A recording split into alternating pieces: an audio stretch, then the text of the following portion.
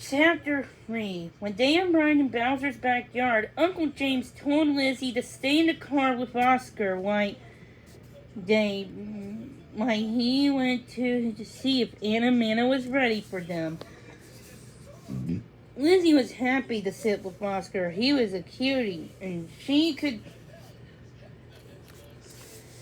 tell that Sabina was right. He was smart too. His eyes were beautiful and watchful. They reminded her of a wise old man with those bushy eyebrows and that long, funny beard. His perky ears gave him an alert look. His donkey body was athletic and ready for action.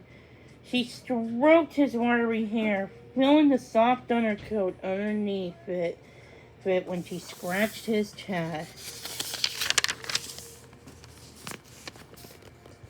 "You're such a funny little guy," she whispered as she hugged him. He leaned against her. She could tell that he felt relaxed and comfortable in her lap. When Aunt Amanda came out to get them, Oscar wagged his stubby little tail and licked her face.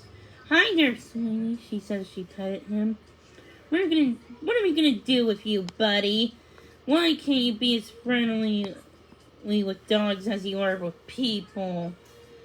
"Oh," she turned to Lizzie. "Isn't he great?" She asked. "He's smart, cute, terrific with kids. He just needs to learn to get along with other dogs." "You mean it's just not Sarge he squabbles with?" Lizzie asked.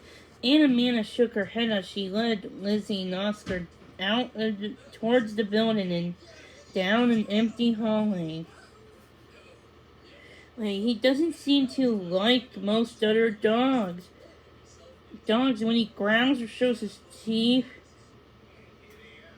he scares away most of my customers." "That's not good," said Lizzie. "Not good at all," Aunt Amanda agreed. "Oscar isn't exactly what we would call an aggressive dog. Not yet. He's not mean or a biter. If he were, I wouldn't allow him here. He would never hurt another dog, at least. I don't think he would. I'm just sure he acts grouchy most of the time. But if he doesn't learn to get along with other dogs, it can turn into a real problem. People who have aggressive dogs can't go to dog parks or trust their dogs anywhere in public." Aunt Amanda opened the door to the indoor play area, where it was filled with slides, turtles, and toys of every kind on the floor. "I only have 5 dogs to take care of today," she said. "Right now they're all outside, so you can let Oscar run around in here while I go and give the other dogs some attention." Lizzie unclipped Oscar's leash, and he began to roam around the room, checking out all the toys. "Why do you think he acts grouchy?" Lizzie asked. She still couldn't imagine Oscar growling at anybody. He seemed like a sweet little dog. She watched him nudge an oversized blue and white soccer ball along the floor, scampering behind it as it rolled. Aunt Amanda shrugged. "Some dogs are just aggressive because they're afraid. I think that must be the case with Oscar. He may not have been socialized enough with Puppy because he left his mom too early or didn't get any time to play with his brothers and sisters. Sometimes I just think he's confused. He really wants to play, but he has that terrier personality." Lizzie knew what he meant. "Oh, you mean even though he's small, he thinks he's a big, tough dog?" "Exactly," said Aunt Amanda. "He's fearless, loves to chase moving things. When he gets too rough with Sarge, Sarge gets upset. According to Sabina, he was a tiny little puppy and it wasn't bad. But now he's 6 months old now, and he's gonna challenge Sarge a little." "Challenge him?" Lizzie asked. "How do you mean?" Oscar tossed the soccer ball over to her, and she kicked it so he could chase it. "He's just always competing with Sarge," Aunt Amanda said.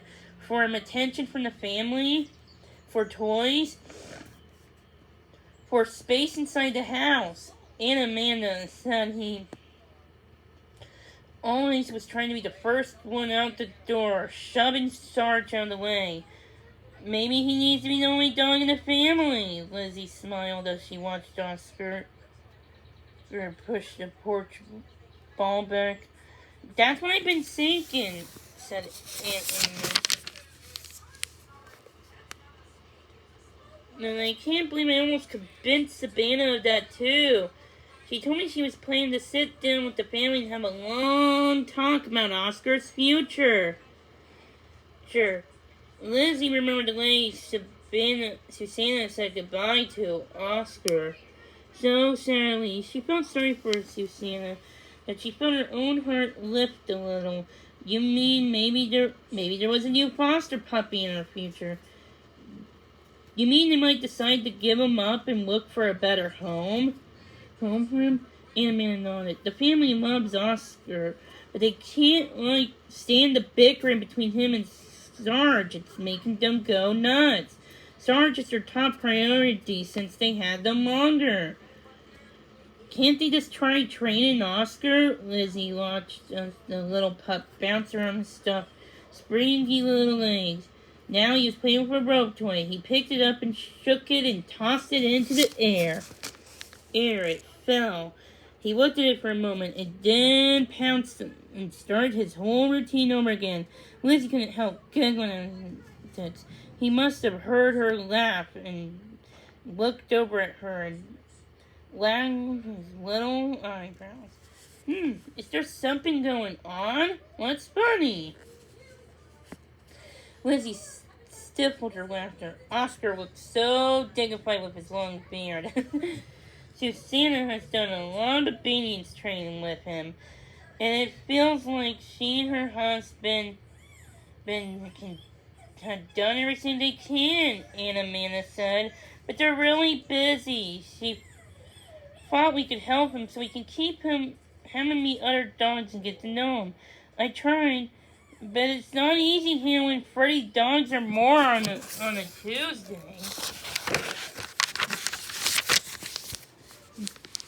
Just then, Uncle James, the door behind him, Uncle James walked in with Bowser by his side. We're going to head home, he said to Anna. We just wanted to... He didn't have a chance to finish his sentence when Oscar spotted the other dog. He went out a few wolves. In a deeper voice than Lizzie was. The wiry little pup charged at top speed towards the golden retriever at Uncle James' side with its ears back and teeth showing.